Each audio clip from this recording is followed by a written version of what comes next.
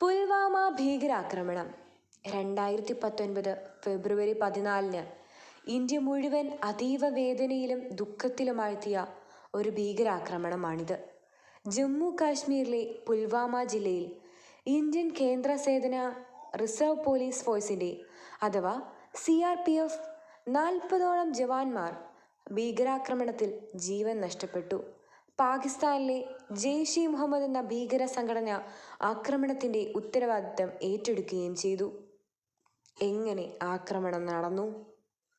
2019 ഫെബ്രുവരി 14 ജമ്മുവിൽ നിന്ന് ശ്രീനഗറിലേക്കുള്ള ദേശീയപാതയിൽ നാഷണൽ ഹൈവേ 44 CRPF സംഘങ്ങൾ 78 വാഹനങ്ങളിൽ ഉൾപ്പെട്ട് ഒരു കോൺവേ രൂപത്തിൽ യാത്ര ചെയ്യുകയായിരുന്നു.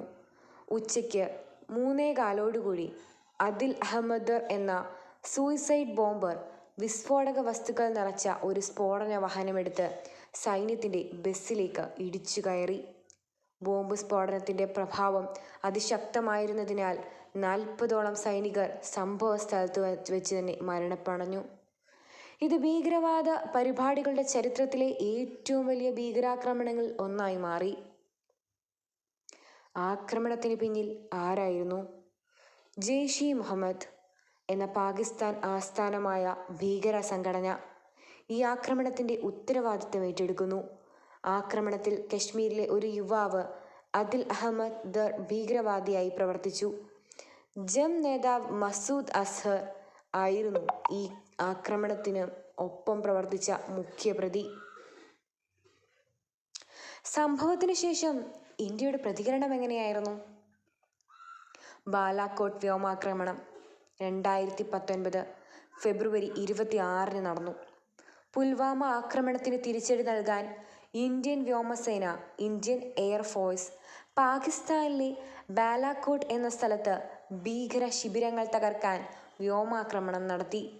ഇത് 1971 ശേഷം ഇന്ത്യ നടത്തിയ ഏറ്റവും വലിയ സൈനിക നടപടിയായിരുന്നു.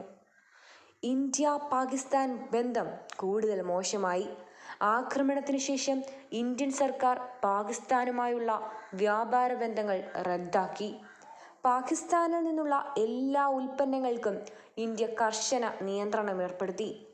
ഇന്ത്യ പാകിസ്ഥാനെ ആത്മഹത്യാകാര ഭീകര സംഘടനകളെ സഹായിക്കുന്ന രാജ്യമെന്ന് അന്താരാഷ്ട്ര തലത്തിൽ മുദ്ര വെക്കാൻ ശ്രമിച്ചു.